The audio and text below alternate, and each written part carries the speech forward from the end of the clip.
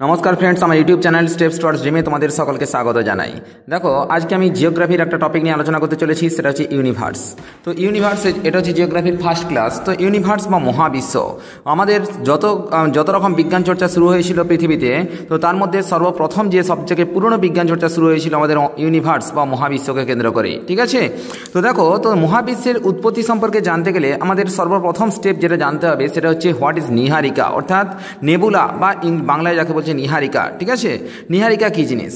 দেখো, ইউনিভার্স বা মহাবিশ্ব সৃষ্টির সময় যে ধূলিকণা এবং মহাজাগতিক মেঘের সৃষ্টি হয়েছিল, এই ধূলিকণা আর মহাজাগতিক মেঘকে একত্রে বলা হচ্ছে নিহারিকা বা ইংলিশে বলা হচ্ছে নেবুলা। ঠিক আছে, এবার দেখো বলছে এই যে নেবুলা থেকে কি করে নক্ষত্র বা ইউনিভার্সের সৃষ্টি হলো। ঠিক আছে, সে ব্যাপারে আমরা একটু আলোচনা করছি। তো দেখো বলছে কি climb of dust and gas in the nebula come together due to gravity. অর্থাৎ বলতে চাইছে কি, আমরা জানি নিউটনের গতিসূত্র অনুযায়ী নিউটনের যে গ্র্যাভিটেশনাল ল আছে, গ্র্যাভিটেশনাল সূত্র অনুযায়ী আমরা জানি কি এই মহাবিশ্বের প্রত্যেকটা বস্তুকণা পরস্পরের দ্বারা একটা টান অনুভব করছে।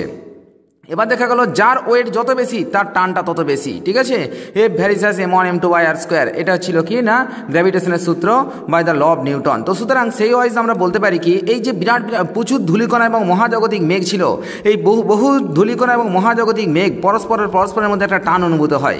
এর ফলে পরস্পর যে কোণাগুলো আছে সেই কোণাগুলো পরস্পরের সাথে সম্মিলিত হয়ে একটা বৃহৎ কণা থেকে শুরু করে সেখানে কি লক্ষ লক্ষ কোটি কোটি কণা পরস্পরের সাথে সংযুক্ত হয়। এবং এই সংযুক্ত হওয়ার পর দেখা যাচ্ছে কি একটা কোণার সাপেক্ষে আরেকটা কোণা, কেউ ছোট কেউ বড়, এইরকমভাবে পরস্পরের মধ্যে একটা টান অনুভব হয়।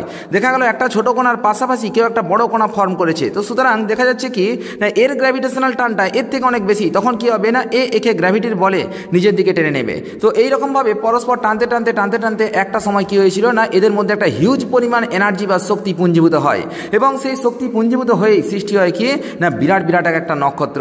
তো মনে রাখবে এই যে এই ইউনিভার্স সৃষ্টির প্রায় 10 লক্ষ বছর পরে আমাদের এই নক্ষত্রের সৃষ্টি হয়, যখন কি হয়েছিল না পুরো চারিদিকটা, অর্থাৎ আমাদের যে ইউনিভার্স আছে, ইউনিভার্সে লক্ষ লক্ষ নক্ষত্রের সৃষ্টি হয়।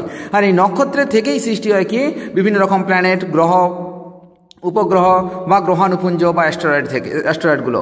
তো দেখো এবার আমরা জেনে রাখি যে এই নক্ষত্র বললাম, অর্থাৎ যেটাকে বলছে স্টার বা তারা। ঠিক আছে, এই তারা বিভিন্ন রকমের হয়। আমরা যদি সাধারণত অমাবস্যার মেঘমুক্ত আকাশে যদি উপরে আকাশের দিকে তাকাই, তাহলে আমরা বিভিন্ন কালারের তারা দেখতে পাবো এবং বিভিন্ন সাইজের তারাকে আমরা দেখতে পাবো।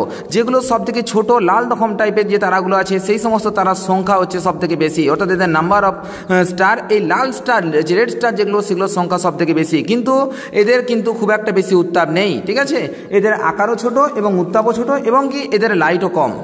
পরবর্তী আমরা আসি কি না মাঝারি হলুদ রকম টাইপের তারা। এই যে হলুদ রকম টাইপের যে তারাগুলো, তাদের উষ্ণতা একটু বেশি। ঠিক আছে, ওই লাল তারার থেকে তুলনামূলক একটু বেশি, এবং এদের সাইজটা লাল তারার থেকে একটু বড়। তো সুতরাং এরা হচ্ছে মাঝারি টাইপের তারা। পরবর্তী আমরা যেটা আসি সেটা হচ্ছে নীল তারা। নীল তারাগুলোর আকার এবং এদের উষ্ণতা দুটোই কিন্তু অনেক বেশি। আর একটা আছে যেটা হচ্ছে প্রকাণ্ড সাদা তারা, অর্থাৎ সাদা তারার আকার এবং আকৃতি এবং এদের উষ্ণতা সবই কিন্তু অনেক পরিমাণ বেশি। তো আশা করি নক্ষত্র সম্পর্কে আমরা আলোচনা করলাম। এবার রাতের আকাশে নক্ষত্রগুলো দেখে আমরা পরস্পর আইডেন্টিফিকেশন করার চেষ্টা করব। এবার দেখো, এবার আমরা আসি কোথায় না গ্যালাক্সিতে। What is Galaxy? গ্যালাক্সির বাংলা নাম হচ্ছে ছায়াপথ। ছায়াপথটা কি না যে মিলিয়নস অফ স্টার্স, অর্থাৎ লক্ষ লক্ষ যে স্টারগুলো আছে বা নক্ষত্রগুলো আছে সেগুলোই ফর্মস করছে কিসের না একটা ছায়াপথ বা গ্যালাক্সির। তো আচ্ছা, একটা গ্যালাক্সিতে নাম্বার অফ স্টার কতগুলো থাকে? আগে মনে রাখবো কি না আমাদের যে ইউনিভার্স আছে, এই ইউনিভার্সের নাম্বার অফ গ্যালাক্সি কতগুলো আছে না টোটাল নাম্বার অফ গ্যালাক্সি ধরে নিয়ে আছে 10⁻11 সংখ্যক গ্যালাক্সি আছে। আর এই যে একটা গ্যালাক্সির মধ্যে নাম্বার অফ স্টার কতগুলো আছে না 10⁻11 সংখ্যক স্টার আছে। তো সুতরাং আমাদের ধরে নিয়ে যাচ্ছে যে গোটা মহাবিশ্ব অর্থাৎ ইউনিভার্সের মধ্যে টোটাল নাম্বার অফ স্টার কতগুলো 10⁻11 ইন্টু 10⁻11 ইকুয়াল টু 10⁻22 সংখ্যক। এবার দেখো আমাদের গ্যালাক্সি বলতে আমাদের সৌরজগৎ যে গ্যালাক্সির অন্তর্গত, তো সেই গ্যালাক্সির নাম হচ্ছে মিল্কি ওয়ে। এর শেপটা কীরকম না, এর শেপটা হচ্ছে পেঁচানো টাইপের। এবার দেখো এই যে আমাদের যে গ্যালাক্সিটা আছে, সেই গ্যালাক্সির মধ্যে সব থেকে বেশি কোন গ্যাসের আধিক্য লক্ষ্য করা যায় না হাইড্রোজেন গ্যাসের আধিক্য লক্ষ্য করা যায়। আর একটা এক্সাম পয়েন্ট অফ ভিউ থেকে দুটো কোশ্চেন আছে খুব গুরুত্বপূর্ণ, সেটা হচ্ছে the study of the universe, অর্থাৎ মহাকাশ সম্বন্ধীয় যে পড়াশোনাটা আগে তাকে কি বলা হয় না কসমোলজি। আর একটা জিনিস আছে the origin of the universe, অর্থাৎ এই যে মহাবিশ্বের উৎপত্তি সংক্রান্ত যে তথ্যটা আছে সেই তথ্য সম্পর্কে আলোচনা করা আছে, যে তথ্যে তার নাম হচ্ছে কিনা বিগ ব্যাং থিওরি। দেখো আমরা সবাই স্টিফেন হকিন্সকে জানি।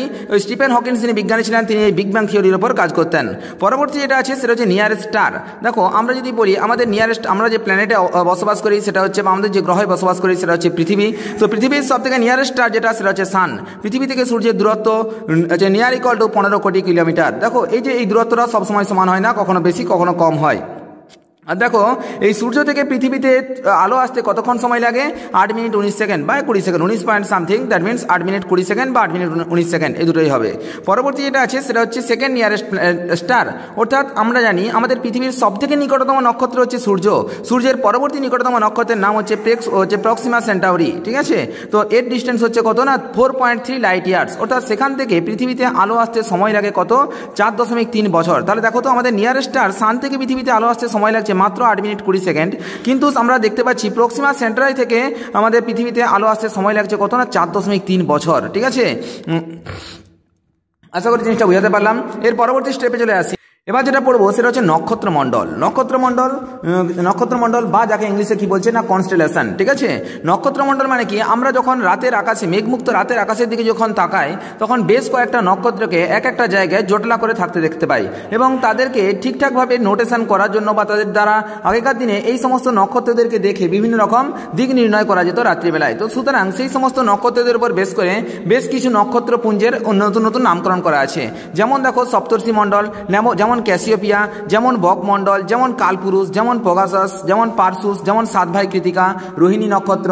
এই সমস্ত ব্যাপারগুলো সম্পর্কে আমি একটু আলোচনা করে দিচ্ছি হালকা করে। এগুলো এক্সাম পয়েন্ট অফ ভিউ থেকে হয়তো ততটা বেশি ইম্পর্টেন্ট নয়, কিন্তু আমাদের জেনে রাখাটা খুব ভালো। দেখো ছবির সাহায্যে খুব সুন্দর করে বলে দিচ্ছি। তো 1 নম্বর যেটা আছে সেটা হচ্ছে সপ্তর্ষি মণ্ডল। সপ্তর্ষি মণ্ডল নামকরণটা এসছে 7টা ঋষির নাম অনুসরণ করে একটা নক্ষত্রমণ্ডলীর নামকরণ করা হয়েছিল, সেটা হচ্ছে সপ্তর্ষি মণ্ডল। এই যে দেখো আমি সুন্দর ছবি এঁকেছি, সেই ছবির দ্বারা আমরা দেখতে পাচ্ছি এখানে 7টা নক্ষত্র জিজ্ঞাসা চিহ্নের মতো বা কোশ্চেন মার্কের মতো আকারে দেখতে পাচ্ছি। তো এখানে যে 7টা নক্ষত্র আছে তার নাম হচ্ছে কি? ক্রতু, পুলহ, পুলস্ত, আত্রি, অঙ্গিরাস, বশিষ্ঠ এবং ভৃগু। ঠিক আছে, এই হচ্ছে আমার সপ্তর্ষি মণ্ডল। পরবর্তী যেটা আসি সেটা ক্যাসিওপিয়া। ক্যাসিওপিয়াটা কি না উত্তর আকাশে 5টা নক্ষত্র মিলিত হয়ে ইংরেজি এম অক্ষরের মতো আকার দেখতে লাগছে কি না, ইংরেজি এম অক্ষরের মতো। তো এটাকে বলা হচ্ছে কি না ক্যাসিওপিয়া। এটাকে নামকরণ করা হয় কি না আলফা, বিটা, গামা, ডেল্টা, ইটা। ঠিক আছে, তো এই যে এই কয়েকটা নক্ষত্রকে দিয়ে এটা দেখতে কিরকম না ক্যাসিওপিয়া দেখতে হচ্ছে ইংরেজি এম অক্ষরের মতো। যদি পরীক্ষায় প্রশ্ন পড়ে ক্যাসিওপিয়ার আকৃতি কিরকম, না সেটা হচ্ছে ইংরেজি এম অক্ষরের মতো। ক্যাসিওপিয়ার নাম্বার অফ স্টার কতগুলো? না 5টা স্টার আছে, অর্থাৎ 5টা নক্ষত্র। আর সপ্তর্ষি মণ্ডলের নাম্বার অফ স্টার কতগুলো? না 7টা। পরবর্তী যেটা আছে বকমণ্ডল। আচ্ছা বকমণ্ডল কি না 8টা নক্ষত্র। বকমণ্ডলের টোটাল কটা আছে না 8টা নক্ষত্র। 8টা নক্ষত্র মিলিত হয়ে একটা বকের মতো বা ক্রস চিহ্নের মতো যে আকার ধারণ করে তখন তাকে বলা হচ্ছে বকমণ্ডল। দেখো দেখেই বুঝতে পারছি এটা একটা বকের মতো আকার বা একটা ক্রস চিহ্নের মতো বা ক্রুশ যে আছে না, তো ক্রুশ চিহ্নের মতো আছে, সেটা তার জন্য নাম হচ্ছে কিনা বকমণ্ডল। পরবর্তীতে আমরা আসছি যেটা সেটা হচ্ছে কালপুরুষ। আচ্ছা দেখো আকাশে যত রকম নক্ষত্র দেখতে পাওয়া যায় তার মধ্যে সব থেকে সুন্দর তখন টাইপের যেটা দেখতে সেটা হচ্ছে কালপুরুষ। এটাকে বলা হয় কিনা শিকারী নক্ষত্রমণ্ডল। দেখো এটা একটা পুরো মানুষের মতো দেখতে পাচ্ছি, তার হাতে একটা ধনুক আছে, এপাশে মাথায় কোমরে একটা বেল্ট আছে, ছুরি আছে। তো এই যে এই পুরো জিনিসটা দেখতে কি না একটা মানুষের মতো, তার জন্য একে বলা হচ্ছে কি কালপুরুষ। এটা কখন দেখতে পাওয়া যায়? বিশেষ করে পৌষ মাঘ মাসে সন্ধ্যা রাতে পূর্ব আকাশে এই কালপুরুষকে দেখতে পাওয়া যায়। আচ্ছা পরবর্তী আমরা যেটাতে আসছি সেটা হচ্ছে পেগাসাস। আচ্ছা পেগাসাসটা দেখতে কিরকম না পেগাসাসটা আমরা দেখতে পাচ্ছি এটা কার মতন একটা 4 কোণা ঘুড়ির মতো টাইপের দেখতে লাগছে, অর্থাৎ একটা চতুর্ভুজের মতো দেখতে। 4টা নক্ষত্র পরস্পরের সাথে মিলিত হয়ে কি উৎপন্ন করেছে না একটা পেগাসাস উৎপন্ন করেছে। আচ্ছা ঘুড়ির যেমন লেজ থাকে, তো সেরকম পেগাসাসের নিচের দিকে আমরা দেখতে পাচ্ছি আরও 3টে নক্ষত্র আছে। এই 3টে নক্ষত্র এই গোটা ঘুড়িটার একটা লেজের মতো আকার ধারণ করেছে। এই নক্ষত্রমণ্ডলীটাকে একত্রে বলা হচ্ছে কি না অ্যান্ড্রোমেডা। ঠিক আছে, এবার দেখো এই যে লেজটা আছে, লেজের এখানে 3টে নক্ষত্র পরস্পরের সাথে একটা স্ট্রেট লাইন আকার ধারণ করেছে। এই স্ট্রেট লাইনটাকে বলা হচ্ছে কি না পারসুস। এবার এই পারসুসের যে লাস্ট নক্ষত্র আছে সেখানে একটা ত্রিভুজাকার আকার ধারণ করেছে। এই ত্রিভুজাকার আকার ধারণ করে এটা পুরো পূর্ব দিকে গমন করেছে। পূর্ব দিকে গমন করে এখানে দেখতে পাচ্ছি এক কাছে জোটলা হয়ে 7টা নক্ষত্র পরস্পর বসে আছে। তো এটাকে বলা হচ্ছে কি না সাত ভাই কৃতিকা। আর এদের ঠিক অপোজিটে যদি আমরা চলে আসি তাহলে আমরা এখানে কাকে দেখতে পাবো না ধ্রুবতারাকে দেখতে পাবো। আর ধ্রুবতারার থেকে যদি একটু সামনের দিকে এগিয়ে যায় তখন আমরা কাকে দেখতে পাবো না ক্যাসিওপিয়াকে দেখতে পাবো। ঠিক আছে, তো তাহলে আশা করি প্রত্যেকটা জিনিস সম্পর্কে আমি আলোচনা করে দিলাম। সপ্তর্ষি মণ্ডল দেখালাম, ক্যাসিওপিয়া দেখালাম, বকমণ্ডল দেখালাম, কালপুরুষ দেখালাম, পেগাসাস দেখালাম, পারসুস দেখালাম এবং তার সাথে সাথে সাত ভাই কৃতিকা দেখালাম এবং ধ্রুবতারা সম্পর্কে আলোচনা করে দিলাম। এবার দেখো যদি কমপ্লিট ফিগারটা একটা ছবির মাধ্যমে দেখতে চাও তাহলে দেখো এখানে আমরা দেখতে পাচ্ছি পোগাসাস থেকে যেটা একটা ওই লেজের মতো সেটা অ্যান্ড্রোমেডা যেখানে আসছে সেখানে হচ্ছে পারসুসের পরে আসছে দ্বৈততারার পরে ডান দিকে চলে যাচ্ছি সেটা কি পাচ্ছি না সাত ভাই কৃতিকা। আর ঠিক এর অপোজিটে পারসুসের ঠিক অপোজিটে এপাশে পাবো কাকে ধ্রুবতারা ঠিক উপরে পাবো ক্যাসিওপিয়া। ধ্রুবতারা থেকে যদি একদম ধ্রুবতারা থেকে সোজা স্ট্রেট লাইন আমরা যদি টানতে শুরু করি তাহলে এখানে কাকে পাবো না এটা সপ্তর্ষি মণ্ডলকে পাবো। আর এই যে সপ্তর্ষি মণ্ডল থেকে ঠিক ডান দিকে যদি আমরা আগিয়ে যাই তাহলে এখানে আমরা কাকে পাবো না কালপুরুষকে পাবো। ঠিক আছে, কালপুরুষ। আর এই কালপুরুষের পায়ের কাছে যে একটা নক্ষত্র মণ্ডলী থেকে যার নাম হচ্ছে কুক্কুরি মণ্ডল এবং এর মধ্যে একটা নক্ষত্র আছে যার নাম হচ্ছে কিনা লব্ধক। ঠিক আছে, এটা হচ্ছে লব্ধক। আশা করি নক্ষত্র মণ্ডল সম্পর্কে আমি ডিটেলস আলোচনা করে দিলাম। দেখো আমি আগেও বলেছিলাম এখনো বলছি এটা আমাদের মেনলি জানার জন্য, তো সুতরাং এটা এক্সাম পয়েন্ট অফ ভিউ থেকে অতটা বেশি গুরুত্বপূর্ণ নয়, কিন্তু এরপর যেটা পড়াচ্ছি সেটা কিন্তু খুবই গুরুত্বপূর্ণ। এবার আমরা পড়বো কি না টেলিস্কোপ। আচ্ছা, টেলিস্কোপ কি জিনিস? টেলিস্কোপ শব্দের অর্থ হচ্ছে দূরবীন, অর্থাৎ রাতের আকাশে দেখার জন্য কাঁচ লাগানো একটা বিশাল চোঙ বা দূরবীন যা টেলিস্কোপ নামে পরিচিত। এই যে টেলিস্কোপ বানাতে গেলে একটা বিরাট গোল গম্বুজ প্রয়োজন হয়। এই গোল গম্বুজটার অপর নাম হচ্ছে কি না মানমন্দির বা অবজারভেটরি। ঠিক আছে, খুব গুরুত্বপূর্ণ। অবজারভেটরি কার সাথে সংযুক্ত না টেলিস্কোপের সাথে সংযুক্ত। আর এই যে প্রথম টেলিস্কোপ আবিষ্কার করেন কে, এটাও পরীক্ষার জন্য খুব গুরুত্বপূর্ণ। হ্যান্স লিপারসে 1608 খ্রিস্টাব্দে প্রথম টেলিস্কোপ আবিষ্কার করেন। আর আমরা জানি টেলিস্কোপের সাথে আরেকজন খুব গুরুত্বপূর্ণ একজন বিজ্ঞানী এর সাথে জড়িত আছেন, সেটা হচ্ছে কি না গ্যালিলিও গ্যালিলেই। ঠিক আছে, তো গ্যালিলিও গ্যালিলেই 1609 খ্রিস্টাব্দে আরও একটা দূরবীন যন্ত্র আবিষ্কার করেন এবং তিনি তার নিজের তৈরি দূরবীন যন্ত্র দিয়ে বৃহস্পতির উপগ্রহ এবং শনির বলয়কে খুব ভালো করে পর্যবেক্ষণ করেন। এবং এই টেলিস্কোপ যেটা বলছি কথাটা, টেলিস্কোপ তৈরি করেছিলেন কে না হ্যান্স লিপারসে বা আবিষ্কার করেছিলেন হ্যান্স লিপারসে, কিন্তু এই যে এই টেলিস্কোপটার নামকরণ করেছিলেন কে না গ্যালিলিও। ঠিক আছে, গ্যালিলিও নামকরণ করেছিলেন আর বানিয়েছিলেন কে না হ্যান্স লিপারসে। ঠিক আছে, এবার পরবর্তী আমরা যেটা জানবো সেটা হচ্ছে সৌরজগৎ। আচ্ছা, সৌরজগৎটা কোন যে গ্যালাক্সির অন্তর্গত না এই বললাম আমাদের যে গ্যালাক্সি তার নাম হচ্ছে মিল্কি ওয়ে গ্যালাক্সির একটা মাঝারি হলুদ রকম টাইপের দেখতে গ্রহ হচ্ছে কিনা সৌরজগতের সূর্য আমাদের। ঠিক আছে, আমরা এই কিছুক্ষণ আগে বললাম গ্রহ প্রধানত চার রকমের হয়, নক্ষত্র চার রকমের হয়। একটা হচ্ছে লাল নক্ষত্র, একটা হলুদ নক্ষত্র, একটা নীল নক্ষত্র, একটা প্রকাণ্ড সাদা নক্ষত্র। তো সুতরাং আমাদের সৌরজগতের সূর্যটা কোন প্রকার কার মধ্যে পড়ছে না সূর্যটা একটা হলুদ নক্ষত্রের মধ্যে পড়ছে। মাঝারি হলুদ গ্রহ বলা দিয়ে গেছে, এটা মাঝারি হলুদ স্টার বা মাঝারি হলুদ একটা নক্ষত্র, এই দা সান। এবার দেখো এই সূর্যের উৎপত্তি আজ থেকে কত বছর আগে হয়েছে? ধরে নিয়ে যাচ্ছে মিনিমাম প্রায় 460 কোটি বছর আগে। এই যে বিভিন্ন রকম ডাস্ট, ধূলিকণা, হাইড্রোজেন এবং হিলিয়াম গ্যাস পরস্পরের সাথে গ্র্যাভিটেশনাল ফোর্সের কারণে পরস্পরের সাথে সংযুক্ত হয়ে একটা হিউজ পরিমাণ মেঘ সৃষ্টি করেছিল এবং সেখান থেকে এই জমাট মেঘের সৃষ্টি হয় কি না আমাদের এই সূর্য। এবার আমরা জানবো সূর্যের অবস্থানটা কোথায় না সূর্য এই যে মিল্কি ওয়ে যে গ্যালাক্সিটা আছে, এক একটা গ্যালাক্সির মধ্যে আমি টোটাল বললাম 10^11 সংখ্যক স্টার থাকে। তো এই 10^11 সংখ্যক স্টারের মধ্যে একটা স্টার হচ্ছে কি না আমাদের সূর্য। তো এই সূর্য অবস্থান করছে কোথায় না মিল্কি ওয়ে গ্যালাক্সির প্রায় একদম প্রান্ত ভাগে, অর্থাৎ এক প্রান্তের দিকে অবস্থান করছে। এবার আমরা জানবো সৌর কলঙ্ক কি জিনিস না সৌরপৃষ্ঠের যে অংশের টেম্পারেচার সৌরপৃষ্ঠ যেটা আছে সেখানে প্রতিনিয়ত নিউক্লিয়ার ফিউশন প্রক্রিয়া ঘটে যাচ্ছে, অর্থাৎ নিউক্লিয়ার সংযোজন বিক্রিয়া ঘটে যাচ্ছে। তো এই যে নিউক্লিয়ার সংযোজন বিক্রিয়ার জন্য সমস্ত অংশের কিন্তু টেম্পারেচার সমান হয় না, কিছু কিছু অংশে টেম্পারেচার অনেক বেশি থাকে এবং কিছু কিছু অংশে টেম্পারেচার তুলনামূলক একটু কম থাকে। যে সমস্ত অঞ্চলে টেম্পারেচার অনেকটা কম থাকে তাই সেই সমস্ত অঞ্চলগুলো কালো দাগের মতো লাগে, আর এই কালো দাগের মতো অঞ্চলগুলোকেই বলা হচ্ছে কিনা সৌর কলঙ্ক। এবার দেখো আমরা জানবো কি না পৃথিবী থেকে চাঁদ এবং সূর্য দুটোকে একই রকম দেখতে লাগে কেন? তার কারণ হচ্ছে চাঁদটা পৃথিবী থেকে খুব কাছে থাকে এবং সূর্যটা পৃথিবী থেকে অনেক দূরে থাকে, এই কারণের জন্য চাঁদ এবং সূর্যকে একই রকম লাগে। এবার দেখো সূর্যের আয়ু কত বছর না ধরে নিয়ে যাচ্ছে সূর্যের আয়ু প্রায় 1000 কোটি বছর। তার মধ্যে অলরেডি কত বছর অতিক্রম করে গেছে না প্রায় নিয়ার ইকুয়াল টু 500 কোটি বছর বা 460 কোটি বছর অতিক্রম করে গেছে। এখনো 550 বছর বা 540 বছর এখনো আয়ু আছে বলে ধরে নেওয়া যাচ্ছে সূর্যের। এবার বলছে সানলাইট অর্থাৎ সূর্যের এই 200 কোটি ভাগের মাত্র 1 ভাগ আলো পৃথিবীতে এসে পৌঁছায়। ঠিক আছে, সূর্যের যত পরিমাণ তাপশক্তি উৎপন্ন হয় তার মধ্যে 200 কোটি ভাগের মাত্র 1 ভাগ পৃথিবীতে আসে। এবার দেখো সূর্যের সাপেক্ষে পৃথিবীকে আমরা একটু আলোচনা করি বা পৃথিবীর বিষয়গুলো সম্পর্কে আলোচনা করি তাহলে আমরা বেশ কয়েকটা তথ্য আমরা জানতে পারবো। অর্থাৎ সূর্যটা পৃথিবীর থেকে 13 লক্ষ গুণ বড়। আর কি না সূর্য পৃথিবীর ভরের থেকে 3.3 লক্ষ গুণ ভারী। ঠিক আছে, অর্থাৎ পৃথিবী যতটা ভারী তার থেকে 3.5 লক্ষ গুণ বেশি ভারী হচ্ছে সূর্য। আর পৃথিবীর ব্যাস সূর্যের ব্যাস পৃথিবীর ব্যাসের 109 গুণ। আর একটা যদি আমরা নর্মালভাবে আলোচনা করে দেখতে যাই তাহলে দেখবো কি না 1300টা পৃথিবী একসাথে সূর্যের ভিতরে কিন্তু কি করতে পারে না ঢুকে যেতে পারে। ঠিক আছে, তো এই হচ্ছে ব্যাপার। সূর্যের সাপেক্ষে আমাদের পৃথিবীর ব্যাপারটা আমরা আলোচনা করে দিলাম। এবার আমরা সূর্য সম্পর্কে একটু ডিটেলসে আলোচনা করে নিই। এবার দেখো প্রথম আসছে সূর্য। সূর্যকে যদি আমরা ইনার পোর্শন বা আমাদের অভ্যন্তরীণ পার্টটা যদি আমরা আলোচনা করি, তাহলে দেখতে পাবো সূর্যের একদম ভিতরের যে পোর্শনটা তার নাম হচ্ছে কোর বা কোর রিজিয়ন। কোরের বাইরের দিকে যে পার্টটা থাকে বা যে বলয়টা থাকে তার নাম হচ্ছে রেডিও অ্যাক্টিভ জোন। তারপরে যে বলয়টা থাকে তার নাম হচ্ছে কনভেকটিভ জোন। তারপরে যেটা থাকে সেটার নাম হচ্ছে ফোটোস্ফিয়ার। আর একদম বাইরে যে স্তরটা থাকে সেটার নাম হচ্ছে ক্রোমোস্ফিয়ার বা অ্যান্ড করোনা। ঠিক আছে, তো এবার মনে রাখবে সূর্যের যেটা সারফেস টেম্পারেচার মানে কি, অর্থাৎ সৌর পৃষ্ঠের উষ্ণতা। সূর্যের সারফেস বলা হয় কাকে, না ফোটোস্ফিয়ারকে। আর এই ফোটোস্ফিয়ারের টেম্পারেচার কত, না প্রায় near equal to 5500 degree centigrade. আর সূর্য থেকে যে ফোটন কণা আমাদের পৃথিবীতে এসে পৌঁছায় বা সূর্যের আলোটা যেটা আসছে সেটা কোন স্তর থেকে আসছে, না এই ফোটোস্ফিয়ার স্তর থেকে আসছে, ক্রোমোস্ফিয়ার বা করোনা থেকে আসছে না। এটা অনেকেই ভেবে রাখতে পারো হয়তো সূর্যের সব থেকে বাইরের স্তর ক্রোমোস্ফিয়ার বা করোনা, তাহলে সেখান থেকে তাপটা আসছে, সেটা না। তো মনে রাখবে সূর্যের সব থেকে বাইরের স্তরটা হচ্ছে কিনা ফোটোস্ফিয়ার। তো যেখানে সূর্যের যে সারফেস স্তর হচ্ছে কিনা ফোটোস্ফিয়ার। আর এই সূর্যের সারফেস টেম্পারেচার হচ্ছে কত, না 5500 ডিগ্রি সেন্টিগ্রেড। ঠিক আছে, এবং এখান থেকে এই ফোটন কণা আমাদের পৃথিবীতে আসে। এবার আমরা আলোচনা করি কোর মানে কি। কোর হচ্ছে সূর্যের সব থেকে ভিতরের স্তর, আর এখানেই হচ্ছে সৌরশক্তি সব থেকে বেশি পরিমাণে উৎপন্ন হয় এবং যার টেম্পারেচার কত, প্রায় 1.5 কোটি ডিগ্রি সেন্টিগ্রেড বা 15 মিলিয়ন ডিগ্রি সেন্টিগ্রেড। ঠিক আছে, এবং এই যে এই কোরের মধ্যে যে বিক্রিয়া ঘটে থাকে সেটা হচ্ছে কিনা নিউক্লিয়ার ফিউশন, বা যাকে বলা হচ্ছে কি না নিউক্লিয় সংযোজন বিক্রিয়া, বাংলায় বলা হচ্ছে নিউক্লিয় সংযোজন বিক্রিয়া। এবং যার কারণেই কিন্তু সানশাইন হয়, অর্থাৎ সূর্য কিরণটা আসে আমাদের পৃথিবীতে।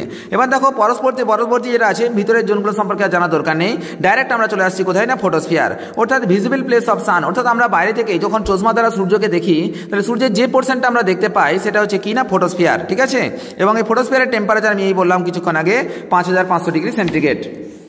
এবার দেখো ফোটোস্ফিয়ার থেকে পৃথিবীতে আলো আসতে কতক্ষণ সময় লাগে, না এই যে বললাম সূর্য থেকে পৃথিবীতে আলো আসতে সময় লাগে 8 মিনিট 19 সেকেন্ড। এবার বলছি সূর্যের সব থেকে আউটারমোস্ট লেয়ার কোনটা, আউটারমোস্ট লেয়ার সেটা হচ্ছে কি বললাম, না করোনা এবং ক্রোমোস্ফিয়ার। ঠিক আছে, এর বিস্তার হচ্ছে কয়েক মিলিয়ন কিলোমিটার, অর্থাৎ কি না কয়েক লক্ষ কিলোমিটার হচ্ছে বিস্তার এই করোনার। এই সোলার এক্লিপস বা আমরা যখন সূর্য গ্রহণ হয়ে যায় তখন গোটা সূর্যটা ঢাকা পড়ে যায় পৃথিবীর ছায়াতে। শুধুমাত্র যে অঞ্চল থেকে সূর্যের একটু হালকা আভা বা হালকা রশ্মি দেখতে পাওয়া যায় সেটা হচ্ছে কিনা ক্রোমোস্ফিয়ার বা করোনা পার্ট থেকে। ঠিক আছে, ওই পার্টটা থেকে পুরোপুরিভাবে আচ্ছাদিত করতে পারে না, যার ফলে ওখান থেকে হালকা হালকা সূর্যের রশ্মি দেখতে পাওয়া যায় যখন আমাদের সূর্যগ্রহণ হয়ে যায়। পরবর্তী আমরা জানবো কিছু general but vital information of the sun, অর্থাৎ সূর্য সম্পর্কে কিছু গুরুত্বপূর্ণ তথ্য। তো সর্বপ্রথম হচ্ছে সূর্য থেকে পৃথিবীর দূরত্ব কত। আমি এই কিছুক্ষণ আগে বললাম সূর্য থেকে পৃথিবীর দূরত্ব হচ্ছে কত, না 15 কোটি কিলোমিটার। তো এক্ষেত্রে একটা জিনিস মনে রাখা দরকার, সূর্যকে কেন্দ্র করে পৃথিবীর যে কক্ষপথটা, সেই কক্ষপথটা হচ্ছে উপবৃত্তাকার কক্ষপথ। আর এই উপবৃত্তের একটা ফোকাসে অবস্থান করে সূর্য। আর এই ফোকাসে অবস্থান করার জন্য কখনো দেখা যাচ্ছে কি না সূর্য থেকে পৃথিবীর দূরত্ব বেশি হয়, আর কখনো সূর্য থেকে পৃথিবীর দূরত্ব কম হয়। সূর্য থেকে পৃথিবীর দূরত্ব যখন সবথেকে বেশি হয় তখন সেই অবস্থানটাকে বলা হয় অপসূর অবস্থান, আর সূর্য থেকে পৃথিবীর দূরত্ব যখন সবচেয়ে কম হয় তখন সেই অবস্থানটাকে বলা হয় অনুসূর অবস্থান। 4 জুলাই সূর্য থেকে পৃথিবীর দূরত্ব সবথেকে বেশি হয়, তার নাম হচ্ছে কি না অপসূর বা পেরিহিলন। ঠিক আছে, ইংলিশে বলা হচ্ছে পেরিহিলন। তখন তার ডিস্টেন্স কত থাকে, 15 কোটি 20 লক্ষ কিলোমিটার। আর সূর্য থেকে পৃথিবীর দূরত্ব সবচেয়ে কম থাকে 3রা জানুয়ারি তারিখে, সেটা হচ্ছে কত, না 14 কোটি 70 লক্ষ কিলোমিটার। এবং সেই অবস্থানটাকে বলা হচ্ছে কি না এপিহিলন, ইংলিশে বলা হচ্ছে এপিহিলন বা অনুসুর। আশা করি জিনিসটা বুঝাতে পারলাম। এবার আমাদেরকে যেটা জানতে হবে সেটা হচ্ছে কি সূর্যের পরিক্রমণ কাল। আচ্ছা, আমরা এতদিন পর্যন্ত জেনে আসছিলাম সূর্য স্থির থাকে, পৃথিবী সূর্যের চারিদিকে ঘুরে, কিন্তু এখন বলবো যে না, এটা কখনোই স্থির নয়। এই মহাবিশ্বে কোনো বস্তুকণাই পরস্পর স্থির থাকতে পারে না। ঠিক আছে, এটা সবথেকে গুরুত্বপূর্ণ জিনিস। মহাবিশ্বে কোনো বস্তুকণাই কখনো স্থির থাকতে পারে না, সে গ্রহ হোক কি নক্ষত্র হোক। তার মানে কি সূর্যও পরিক্রমণ করে যাচ্ছে, সূর্যও তোমার কি করে যাচ্ছে না এই যে আমাদের গ্যালাক্সিটা আছে, অর্থাৎ মিল্কি ওয়ে যে গ্যালাক্সিটা আছে, ওই গ্যালাক্সি বরাবর সূর্যও কিন্তু পরিক্রমণ করে যাচ্ছে। তো সুতরাং সূর্যের পরিক্রমণ কাল কত, দেখো আবর্তন আর পরিক্রমণের মধ্যে ফারাক আছে। আবর্তন কি, যখন কোনো একটা পার্টিকেল নিজের চারিদিকে পাক খেতে থাকে, যেমন একটা লাটিম যখন নিজের চারিদিকে পাক খায় তখন সেটাকে বলা হচ্ছে আবর্তন। আর যখন কোনো একটা লাটিম নিজের চারিদিকে পাক খেতে খেতে খেতে খেতে খেতে খেতে কোনো একটা অঞ্চলে পাক খায় তখন সেটাকে বলা হচ্ছে পরিক্রমণ। যেমন দেখো পৃথিবী যখন নিজের চারিদিকে পাক খাচ্ছে তখন 24 ঘন্টায় একদিন হয়ে যাচ্ছে। তো এটা হচ্ছে পৃথিবীর আবর্তন বেগ, আবর্তন। আর যখন পৃথিবী সূর্যের চারিদিকে এক পাক ঘুরছে তখন তার সময় লাগছে 365 দিন। তো সুতরাং এটা হচ্ছে পরিক্রমণ। তো সূর্যের পরিক্রমণ কাল কত, প্রায় 22 থেকে 25 কোটি সৌর বছর। এবার দেখো সূর্য যে পরিক্রমণ করে যাচ্ছে তাহলে নিশ্চয়ই সূর্যের একটা স্পিড আছে। তো সূর্য কত স্পিডে পরিক্রমণ করছে, তো সেটা জানার জন্য আমাদের জানতে হবে কি না প্রায় সূর্যের রোটেশনাল স্পিড ধরে নেওয়া হচ্ছে কত, 220 কিলোমিটার পার সেকেন্ড, অর্থাৎ 1 সেকেন্ডে 220 কিলোমিটার। এবার দেখো আমাদের পৃথিবীর রোটেশনাল স্পিডটা তুলনামূলক অনেকটাই কম, 1 সেকেন্ডে 30 কিলোমিটার। ঠিক আছে, এবার যেটা জানবো সেটা হচ্ছে মুক্তিবেগ অর্থাৎ এসকেপ ভেলোসিটি। এসকেপ ভেলোসিটি কাকে বলছে? যেমন দেখো, পৃথিবী থেকে আমরা যখন কোনো একটা স্যাটেলাইটকে পৃথিবী ছেড়ে বার করাচ্ছি, অর্থাৎ পৃথিবীর যে অভিকর্ষ ক্ষেত্রটা আছে এই অভিকর্ষ ক্ষেত্র ছেড়ে বের করাচ্ছি, তখন তাকে একটা নির্দিষ্ট স্পিড দিতে হয়। যে স্পিড দিলে সে কি করবে না পৃথিবীর অভিকর্ষ ক্ষেত্র ছেড়ে বাইরে বেরিয়ে যাবে। তো সেই স্পিডটা কত না পৃথিবীর ক্ষেত্রে 11.2 কিলোমিটার পার সেকেন্ড। অর্থাৎ আমরা যদি কোনো একটা পার্টিকেল বা কোনো একটা বস্তুকণাকে 1 সেকেন্ডে 11.2 কিলোমিটার গতিবেগে ছুঁড়ে দিই, তাহলে সেটা কি করবে না পৃথিবীর অভিকর্ষ ক্ষেত্র ছেড়ে বেরিয়ে যাবে। এবার আমার কথা হচ্ছে, যদি সৌরজগৎ ছেড়ে বেরোতে হয় কাউকে, অর্থাৎ সূর্যের যে টান আছে বা সূর্য টানে রাখছে বলেই তো আমরা পৃথিবী সমস্ত প্ল্যানেটগুলো সূর্যের চারিদিকে ঘুরছে। তো সুতরাং কি না সূর্যের যে ক্ষেত্রটা আছে অর্থাৎ সৌরজগৎ ছেড়ে বেরোতে গেলে যে মুক্তিবেগ লাগবে সেটা হচ্ছে 617.7 কিলোমিটার পার সেকেন্ড। অর্থাৎ কোনো একটা পার্টিকেলকে যদি 617 কিলোমিটার পার সেকেন্ড গতিবেগ দিয়ে ছেড়ে দেওয়া হয়, তখন সেটা কি না সেটা সৌরজগতের ক্ষেত্র ছেড়ে দিয়ে এটা বেরিয়ে যাবে। এবার আমরা জানবো কি না সৌরজগতে কোন কোন গ্যাসের অস্তিত্ব সব থেকে বেশি আছে, বা সূর্যের মধ্যে কোন কোন গ্যাসের অস্তিত্ব বেশি আছে। তো মনে রাখবে, সূর্যের মধ্যে সব থেকে বেশি যে গ্যাসটা আছে সেটা হচ্ছে হাইড্রোজেন 73.46%। তারপরে যেটা স্থান সেটা হচ্ছে হিলিয়াম 24.85%। বাকি খুব কম পরিমাণে আদার্স অন্যান্য গ্যাসগুলো আছে। তো মনে রাখতে হবে দুটো গ্যাসের পরিমাণ সব থেকে বেশি, একটা হচ্ছে হাইড্রোজেন এবং হিলিয়াম। এবার দেখো, সূর্য থেকে আমাদের মনে রাখতে হবে যে আমাদের যে বেশিরভাগ মিল্কি ওয়ের 85% যে তারা আছে তারা সবগুলোই হচ্ছে কিনা লাল বামন স্টার। আমাদের যে মিল্কি ওয়ে বা আমাদের যে গ্যালাক্সিটা আছে মিল্কি ওয়ের 85% তারাই হচ্ছে কি না লাল স্টার অর্থাৎ রেড স্টার। আর সূর্য কি না সূর্য হচ্ছে একটা ইয়েলো স্টার। ঠিক আছে, এবার দেখো সূর্যের সব থেকে পাশ দিয়ে অতিক্রম করা মহাকাশযান, আমরা জানি এই বেশ কয়েকদিন আগে নাসা একটা মহাকাশযান পাঠিয়েছিলেন যার নাম হচ্ছে কি না পার্কার সোলার প্রোব। ঠিক আছে, নাসা পাঠিয়েছিলেন। তো এটাই হচ্ছে সূর্যের পাশ দিকে অতিক্রম করা, সূর্যের সব থেকে কাছ দিয়ে অতিক্রম করা প্রথম মহাকাশযান। এবার দেখো সোলার স্টর্ম কি জিনিস না সূর্যের বাইরের একটা ছোট ছোট বিস্ফোরণ করলে তখন সেই প্রচুর কিছু আয়োনাইজড বডি বা পার্টিকেল বা গ্যাস রশ্মি সব চারিদিকে ছড়িয়ে পড়ে। একেই বলা হচ্ছে কি না সোলার স্টর্ম বা সৌরঝড়। সোলার স্টর্ম কথাটা আমরা অবশ্যই জেনে রাখতে পারবো বা আমরা শুনেছি এর আগেও। ঠিক আছে, তো এই ক্ষেত্রে একটা জিনিস মনে রাখবে যে প্রতি 11 বছর অন্তর অন্তর এই সোলার স্টর্মটা খুব তীব্র হয়। তখন কি না স্যাটেলাইটের মাধ্যমে আমাদের যে কমিউনিকেশন হয় সেই সমস্ত কমিউনিকেশনের বেশ কিছু অসুবিধা দেখা যেতে পারে। কারণ কি সেই সমকালীন সময়ে এই আয়োনাইজড পার্টিকেল এবং গ্যাস প্রভৃতির আধিক্য এতটাই বেশি থাকে যে স্যাটেলাইটগুলো তখন ঠিকমতোভাবে কাজ করতে ব্যর্থ হয়। পরবর্তী আমাদের একটা খুব ইন্টারেস্টিং কোশ্চেন আছে, যেটা পরীক্ষায় এক্সাম পয়েন্ট অফ ভিউ থেকে ইম্পর্টেন্ট নয়, কিন্তু আমাদের জেনে রাখার জন্য খুব গুরুত্বপূর্ণ। সূর্যগ্রহণের সময় খালি চোখে সূর্যের দিকে তাকাতে নেই কেন? এটা খুব গুরুত্বপূর্ণ। অনেকেই বলে রাখে দেখবে যে সূর্যগ্রহণের সময় খালি চোখে দেখতে নেই সূর্যটা। তার একটা কারণ হচ্ছে কি না আমরা জানি যে সূর্যগ্রহণের সময় যে চাঁদের গ্রহণের সময় সূর্যের চাকতি সম্পূর্ণ রকম করে চাঁদ দ্বারা ঢেকে যায়। অর্থাৎ কি না চাঁদের যে ছায়াটা আছে সেই ছায়ার জন্য সূর্যের পুরো ফুল চাকতিটা এখানে ঢেকে যায়। ফলে করোনা পোর্শন থেকে সূর্যের আলো আসে। আমি বললাম কিছুক্ষণ আগে ওই যে ক্রোমোস্ফিয়ার বা করোনা পোর্শন আছে সেখান থেকে কিন্তু হালকা হালকা আভা চলে আসে। তো এবার দেখো, আমরা যখন সূর্যটা নর্মাল থাকে তখন আমরা দেখতে খালি চোখে ওই সূর্যের দিকে আমরা তাকাতেই পারি না। ঠিক আছে, কিন্তু যখন সূর্যের মেন পার্টটা ওই চাঁদের ছায়াটা দ্বারা ঢাকা পড়ে যায় তখন কিন্তু আমরা কি করতে পারি না সহজেই ওই সূর্যের দিকে তাকাতে পারি। কিন্তু একটা জিনিস মনে রাখবে, সূর্য থেকে যে রশ্মিগুলো আছে সেই রশ্মির মধ্যে বেশ কিছু ক্ষতিকারক ইউভি রশ্মি আছে বা আল্ট্রাভায়োলেট রশ্মি আছে। এই আল্ট্রাভায়োলেট রশ্মি কি করে না আমাদের চোখের মধ্যে যে রেটিনার রড কোষ এবং কোন কোষ আছে এই রড কোষ আর কোন কোষকে ধ্বংস করে ফেলে। ঠিক আছে, যার জন্য কি বলা হয় না তোমার ওই খালি চোখে সূর্যগ্রহণের সময় খালি চোখে তাকাতে নেই। এবার একটা প্রশ্ন হচ্ছে, সূর্যগ্রহণ যদি না হয় তাহলে কি খালি চোখে তাকানো সম্ভব?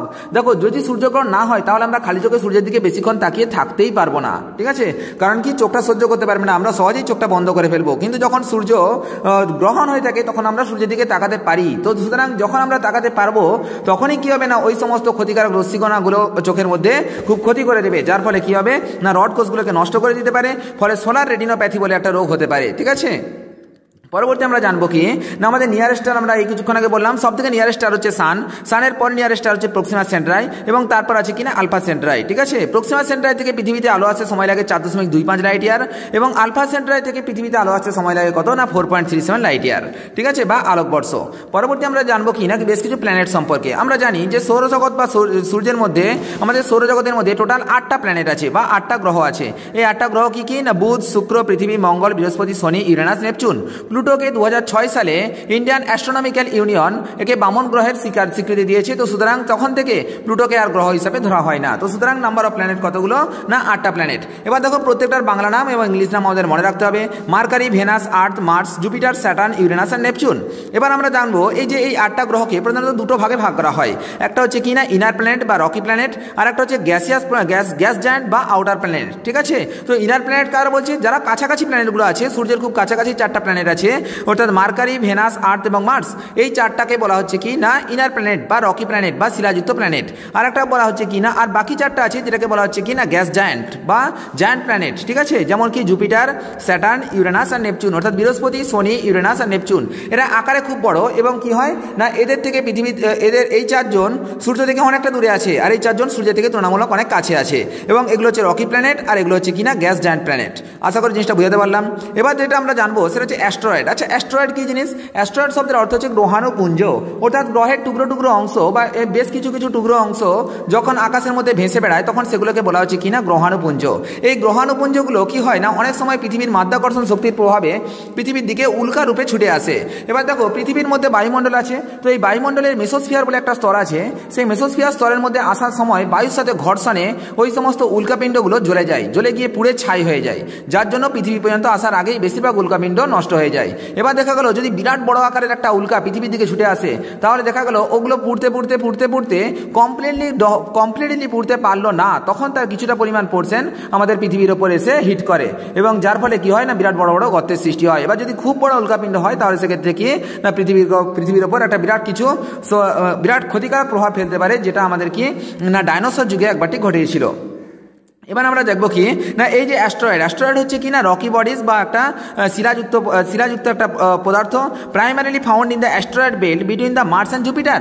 অর্থাৎ বলতে চাইছি কি না আমাদের যে মার্স বা মঙ্গল গ্রহ আছে এবং যে জুপিটার অর্থাৎ বৃহস্পতি আছে, দেখো বুধ, শুক্র, পৃথিবী, মঙ্গল এই চারটা কাছাকাছি আছে, তারপর অনেক দূরে আছে কি না জুপিটার অর্থাৎ বৃহস্পতি। দেখো বলছে সূর্য থেকে মঙ্গলের যা দূরত্ব, মঙ্গল থেকে বৃহস্পতির দূরত্ব তার থেকে অনেক বেশি। তার মানে বুঝতে পারছো মঙ্গল থেকে বৃহস্পতির মাঝখানে কত দূরত্ব।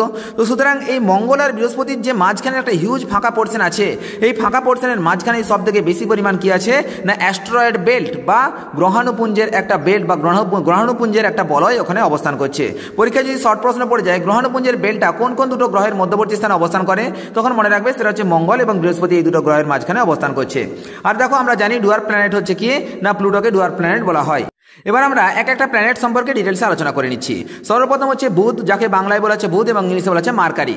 সূর্যের সব থেকে নিকটতম গ্রহ এটা। সূর্য থেকে ডিস্টেন্স কত না প্রায় 5.8 কোটি কিলোমিটার, প্রায় 5.8 কোটি কিলোমিটার, এবং এর আবর্তন বেগ হচ্ছে কত না আবর্তনের কাল হচ্ছে কত না 58 দিন 17 ঘন্টা, অর্থাৎ এর নিজের চারিদিকে এক পাক ঘুরতে 58 দিন সময় লাগে।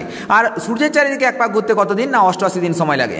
ভালো করে ভাবো, নিজের চারিদিকে এক পাক ঘুরতে 58 দিন লেগে যাচ্ছে, আর সূর্যের চারিদিকে এক পাক ঘুরতে কত না 88 দিন লাগছে। 88 দিন কেন লাগছে? কারণ সূর্যের অনেক কাছে, খুব কম পরিমাণ রাউন্ড করতে হচ্ছে, কিন্তু কি এর নিজের চারিদিকে ঘুরছে খুব আস্তে আস্তে আস্তে আস্তে। এই জন্য কি হচ্ছে না এর আবর্তন সময়টা অনেক বেশি, কিন্তু পরিক্রমণ সময়টা অনেক কম, ঠিক আছে। অর্থাৎ এক দিন হতে সময় লাগছে এখানে কত না 58 দিন, ঠিক আছে। 58 দিনে এখানে একদিন হয়। এবার দেখো যে দিকটা সূর্যের দিকে থাকে তার মানে বুঝতেই পারছো একদিন মানে কি এক পাক ঘুরছে খুব আস্তে আস্তে ঘুরছে। তো খুব আস্তে আস্তে ঘোরার জন্য যে দিকটা সূর্যের দিকে থাকে সেদিকে টেম্পারেচার অনেক বেড়ে যায়, সেখানকার টেম্পারেচার কত থাকে প্রায় near equal two 430 degree centigrade. পরবর্তী যেটা আসে সেটা হচ্ছে ভেনাস বা শুক্র গ্রহ। শুক্র গ্রহ হচ্ছে নিয়ারেস্ট টু আর্থ, অর্থাৎ আর্থের পৃথিবীর সব থেকে কাছের গ্রহ কোনটা সেটা হচ্ছে শুক্র গ্রহ। আর সূর্যের দিক থেকে অবস্থানের বিচারে দ্বিতীয় গ্রহ কোনটা না শুক্র গ্রহ। এবার বলছে ডিস্টেন্স কত না সূর্য থেকে এর ডিস্টেন্স হচ্ছে প্রায় 10.7 কোটি কিলোমিটার।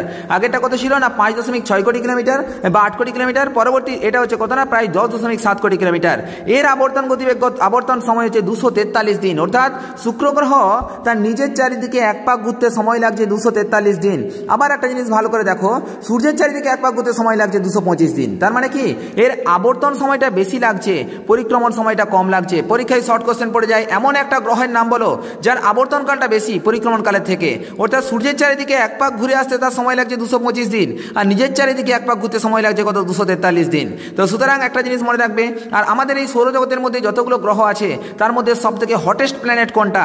সব থেকে হটেস্ট প্ল্যানেট হচ্ছে এই শুক্র গ্রহ। শুক্র গ্রহটা তো দেখো আমাদের যেটা হওয়ার কথা ছিল বুধ সবার সামনে ছিল, তো সুতরাং মার্কারিকে সব থেকে হটেস্ট হওয়ার কথা ছিল, কিন্তু শুক্র গ্রহ কেন হটেস্ট হয়ে যাচ্ছে? তার প্রধান কারণ হচ্ছে কি না এখানে 90% কার্বন ডাইঅক্সাইড থাকে। আর কার্বন ডাইঅক্সাইড গ্যাস কি না কার্বন ডাইঅক্সাইড গ্যাস হচ্ছে একটা গ্রিন হাউস গ্যাস, যা কি করে না টেম্পারেচারকে ইনক্রিজ করে করে দেয় বা টেম্পারেচার তো অ্যাকসেপ্ট টেম্পারেচার ওই কার্বন ডাইঅক্সাইড গ্যাসগুলো কি করে না ওই টেম্পারেচারটাকে মহাবিশ্বে বিলীন হতে দেয় না। তো সুতরাং এটা হচ্ছে একটা গ্রিন হাউস গ্যাস থাকার জন্য এই শুক্র গ্রহের টেম্পারেচার এত বেশি থাকে। শুক্র গ্রহের সারফেস টেম্পারেচার কত না 465 ডিগ্রি সেন্টিগ্রেড। আশা করি জিনিসটা বুঝাতে পারলাম। পরবর্তী আমরা যেটা আসছে সেটা আর শুক্র গ্রহকে কি বলা হয় না শুক্র গ্রহকে ভেল প্ল্যানেট বা অস্বচ্ছ গ্রহ বলা হয়। পৃথিবীর যে twin of planet twin of earth অর্থাৎ পৃথিবীর যমজ গ্রহ কাকে বলা হয় শুক্র গ্রহকে বলা হয়। ঠিক আছে, আচ্ছা শুকতারা বা সন্ধ্যা তারা কাকে বলা হয় শুক্র গ্রহকেই বলা হয়। তো এগুলো জিনিস আমরা জানি।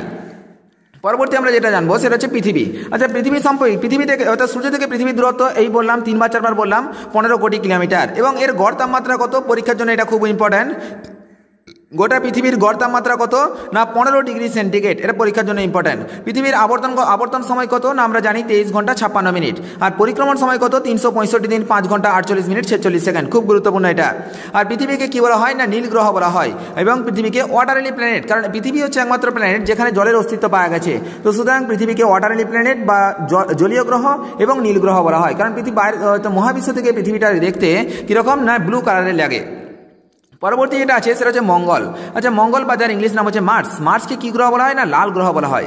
মার্সকে লাল গ্রহ বলা হয় কেন? তার কারণ হচ্ছে মাটিতে ফেরাস সালফাইডে ফেরাস অক্সাইড বা লোহার পরিমাণ অনেক বেশি থাকে। তো এই কারণের জন্য এই গ্রহটাকে দেখতে বাইরে থেকে কীরকম লাগে না লাল লাগে। আর মার্সের গড় তাপমাত্রা কিন্তু নিয়ারলি 15 ডিগ্রি সেন্টিগ্রেড। তো অর্থাৎ দেখতে পাচ্ছ পৃথিবীর গড় তাপমাত্রাও 15 ডিগ্রি সেন্টিগ্রেড, মার্সেরও গড় তাপমাত্রা নিয়ারলি 15 ডিগ্রি সেন্টিগ্রেড। তো সুতরাং এই কারণের জন্য বিজ্ঞানীরা অভিযান চালাচ্ছেন যে মার্সে জীবনের অস্তিত্ব থাকলেও থাকতে পারে বা যদি না থাকে তাহলে কি না হয়তো ভবিষ্যতে জীবনের অস্তিত্ব আসলেও আসতে পারে।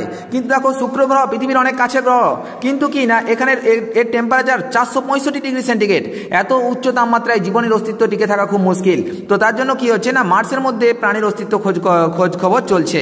এবার দেখো মার্সের আবর্তন সময় কত পৃথিবীর আবর্তন সময়ের সাথে প্রায় নিয়ার ইকুয়াল টু। দেখো পৃথিবীর আবর্তন সময় হচ্ছে 23 ঘন্টা 56 মিনিট আর মার্সের আবর্তন সময় হচ্ছে 24 ঘন্টা 37 মিনিট। এবার দেখো মার্স বা এই যে মঙ্গল গ্রহ পৃথিবী থেকে অনেকটা সূর্য থেকে অনেকটা দূরে থাকার জন্য একে সূর্যের চারিদিকে যখন এক পাক ঘুরতে এর সময়টা তুলনামূলক একটু বেশি লাগছে। তো দেখো পৃথিবীর যেখানে সময় লাগছে 365 দিন, তো এর সেখানে সময় লেগে যাচ্ছে কত না 687 দিন। আশা করি জিনিসটা বোঝাতে পারলাম। পরবর্তী যেটা আছে সেটা হচ্ছে জুপিটার বা বৃহস্পতি। আচ্ছা বৃহস্পতি হচ্ছে সৌরজগতের যতগুলো গ্রহ আছে তার মধ্যে সব থেকে বড় গ্রহ কোনটা না বৃহস্পতি।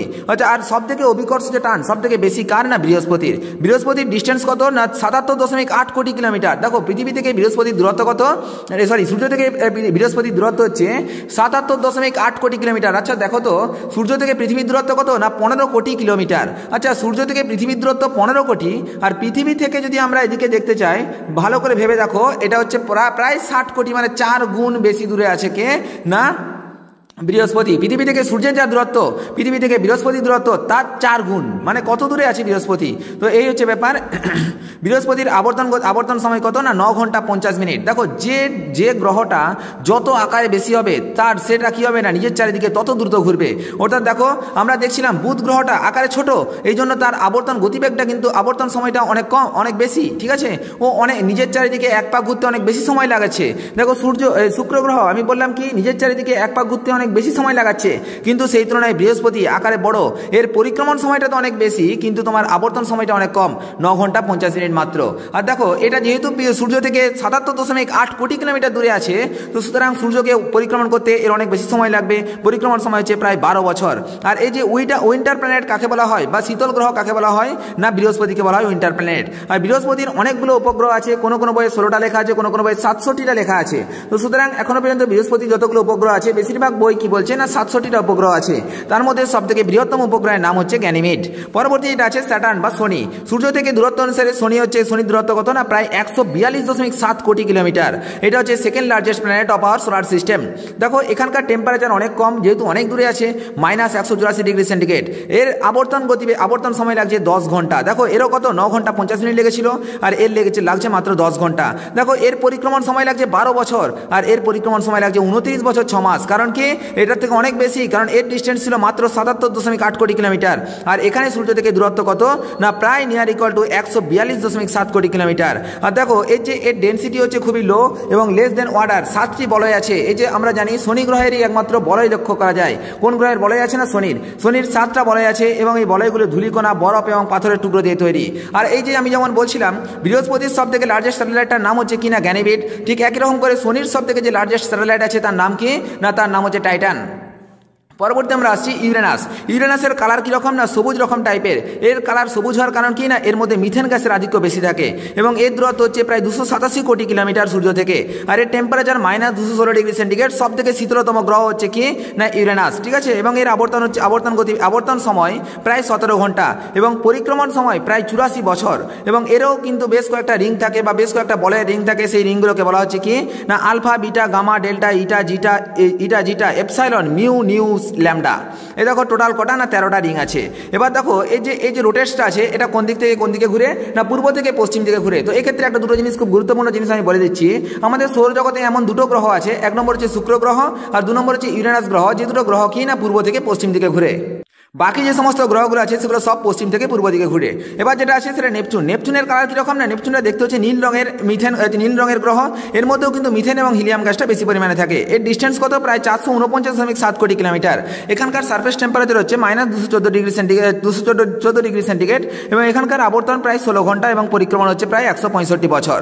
তো দেখো আমি এই যে যতগুলো গ্রহ আছে তাদেরকে আমি একটা ছকের সাহায্যে পরপর লিখে রেখেছি। বুধ, শুক্র, পৃথিবী, মঙ্গল, বৃহস্পতি, শনি, ইউরেনাস, নেপচুন। দেখো এর ডিস্টেন্স হচ্ছে 5.8, তার সাথে 5 যোগ করো 10.7, তার সাথে 5 যোগ করো 15 কোটি কিলোমিটার, তার সাথে 7 যোগ করো 22.7। তার মানে কি এদের মধ্যে 5-7 ডিস্টেন্স আছে। এবার মঙ্গলের পর বৃহস্পতির মাঝখানে দেখো তো এর সাথে পুরো 55 যোগ করতে হচ্ছে। অর্থাৎ এর ডিস্টেন্স কত ছিল না 22.7 কোটি কিলোমিটার সূর্য থেকে। আর এর কি না সূর্য থেকে যা ডিস্টেন্স তার থেকেও কিন্তু বৃহস্পতির ডিস্টেন্স অনেক বেশি। মঙ্গল আর বৃহস্পতির মাঝখানে ডিস্টেন্স কত না প্রায় 55 কোটি কিলোমিটার বেশ পেরোলে তারপর আমরা কাকে পাবো না বৃহস্পতিকে পাবো। অর্থাৎ বৃহস্পতি কত না 77.8। সেখান থেকে আরো 65 কোটি কিলোমিটার যদি প্লাস করি তখন আমরা শনি গ্রহকে পাবো। তার থেকে 145 কোটি কিলোমিটার প্লাস করলে তখন সেখানে ইউরেনাসকে পাবো। ইউরেনাসের থেকে 162 কোটি কিলোমিটারকে যখন আমরা ক্রস করবো তখন আমরা কাকে পাবো না নেপচুনকে পাবো। তো দেখো আশা করি জিনিসটা বুঝাতে পারলাম। এই যে সমস্ত ব্যাপারগুলো আছে সেই সমস্ত ব্যাপারের সাথে সাথে আজকের যে চ্যাপ্টারটা আছে ইউনিভার্স চ্যাপ্টার আমি খতম করে দিলাম। পরের ক্লাসে আমি আবার একটা নতুন চ্যাপ্টার নিয়ে চলে আসবো। নমস্কার, জয় হিন্দ, দেখা হচ্ছে পরের ভিডিওতে।